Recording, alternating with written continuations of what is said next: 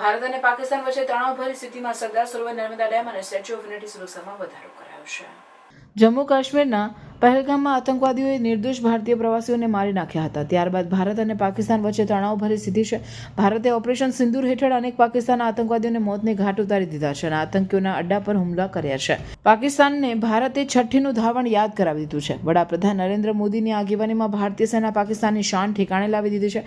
ત્યારે હાલમાં પાકિસ્તાન અને ભારત વચ્ચે તણાવભરી સ્થિતિ છે. તેવામાં ગુજરાત રાજ્યની જીવાદોરી સરદાર સરોવર નર્મદા ડેમની સુરક્ષામાં પણ સાવચેતીના ભાગરૂપે વધારો કરી દેવામાં આવ્યો છે. સરદાર સરોવર નર્મદા ડેમ અને દુનિયાની સૌથી ઊંચી પ્રતિમા સ્ટેચ્યુ ઓફ યુનિટીના આવવા જવાના રસ્તા ઉપર તેમજ અન્ય જે સુરક્ષા છે ત્યાં પણ પોલીસ કાફલો ખડકી દેવામાં આવ્યો છે. અહીંયા આવતા જતા પ્રવાસીઓનું સઘન ચેકિંગ કરવામાં આવ્યું છે અને વાહનો જે છે તેઓનું પણ કડક હાથે પોલીસ અને SRPFના જવાનો અને CISFના જવાનો ચેકિંગ કરી રહ્યા છે.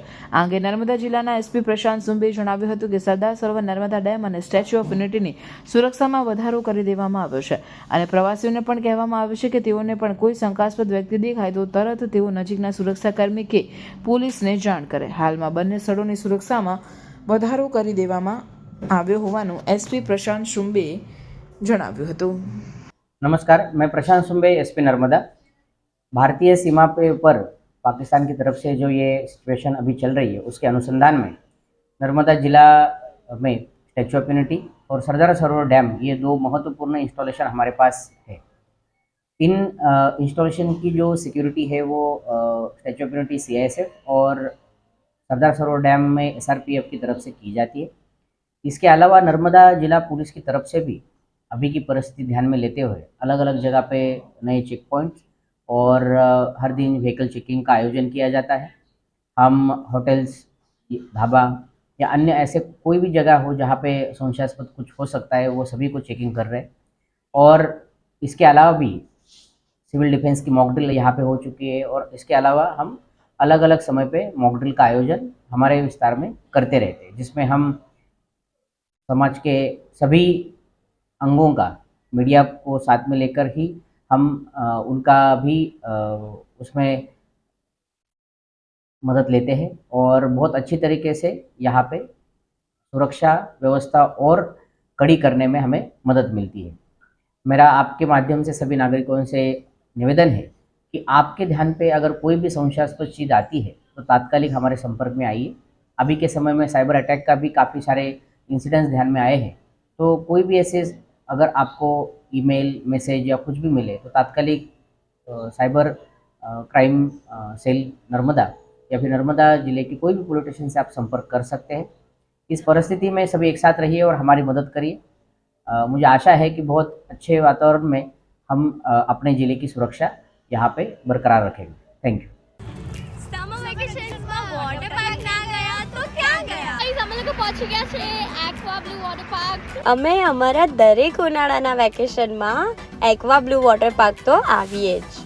અહીંયાના લોકો એટલા ફ્રેન્ડલી છે કે અમને એમની જોડે બી બહુ મજા આવે. અહીંયાની ટિકિટ્સની પ્રાઇસ પણ બહુ નોમિનલ છે.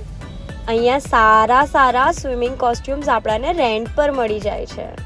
એમના ત્યાં ક્લીન રૂમ્સ બી છે જ્યાં આપણે કોસ્ટ્યુમ્સ ચેન્જ કરી શકીએ છીએ અને લોકર્સ માટે પણ બહુ સારી સુવિધા છે. ચલો હવે જઈએ પાર્કમાં એન્જોય કરવા. અહીંયા પાણી પણ બહુ ક્લીન છે અને મસ્ત ઠંડુ છે, મજા જ આવી જાય. અહીંયા બહુ બધી વોટર રાઇડ્સ છે. વોટર રાઇડ્સમાં એટલી મજા આવી કે એકવારમાં તો મન ભરાય જ નહીં. અહીંયા દરેક એજ ગ્રુપના લોકો એટલું મજા કરે.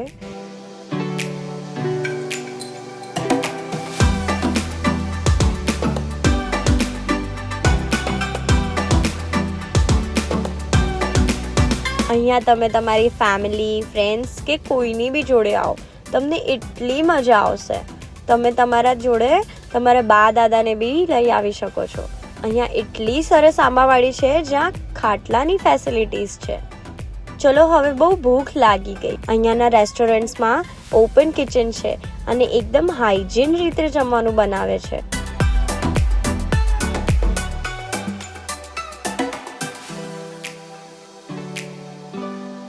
Every ride is very nice and enjoyable. And staff, It is a nearest of very the nice. Baroda. Staff was cooperative. Water પાર્કમાં બહુ મજા આવી. અહીંયા તમને વિશાળ પાર્કિંગ માટે જગ્યા મળી જશે.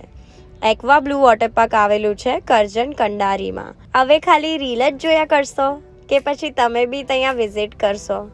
તો સમર વેકેશન પતે એની પહેલાં એક્વા બ્લુ વોટર પાર્ક જવાનું ભૂલશો નહીં.